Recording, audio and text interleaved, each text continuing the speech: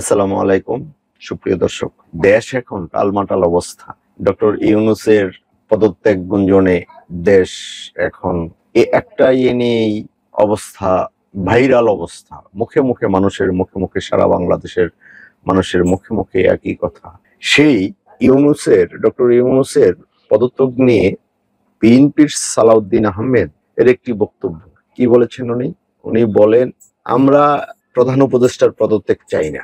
উনি যদি আবেগের বশত থাকতে না চান বা নাই চান, তাহলে তার বিকল্প আছে। ইত্তেফাকের রিপোর্ট, বিস্তারিত শুনি, চলুন। ডক্টর ইউনূসের পদত্যাগ চায় না বিএনপি, সালাউদ্দিন আহমেদ। বিএনপির স্থায়ী কমিটির সদস্য সালাউদ্দিন আহমেদ বলেছেন, বিএনপি ডক্টর মোহাম্মদ ইউনূসের পদত্যাগ চায় না। বিএনপি চায় নির্বাচনী রোডম্যাপ, কিন্তু সেদিকে না যে সংস্কারের কথা বলে সময়ক্ষেপণ করা হচ্ছে। তবু তিনি কোনো কারণে আবেগের বশবর্তী হয়ে পদত্যাগ করলে জাতি নতুন বিকল্প বেছে নেবে। শুক্রবার 23 মে একটি গণমাধ্যমকে দেওয়ার এক সাক্ষাৎকারে তিনি কথা বলেন। বিএনপির স্থায়ী কমিটির এই সদস্য বলেন, ডক্টর ইউনূসের পদত্যাগে কোনো শূন্যতা তৈরি হবে না। তবে বিএনপি চায় সম্মানের সঙ্গে ডক্টর ইউনূস থাকুন এবং নির্বাচনী রোডম্যাপ দিয়ে জাতিকে সংকট থেকে মুক্ত করুন। হ্যাঁ, উনি থাকুন এবং বিএনপির কথা মতো ডিসেম্বরে নির্বাচন দিতে হবে। একজন প্রধান উপদেষ্টা যে জায়গায় বলল ডিসেম্বর হতে জুনে, সেটা ওনাদের বিশ্বাস হচ্ছে না এবং ওনাদের কথা মতো ডিসেম্বরই দিতে হবে।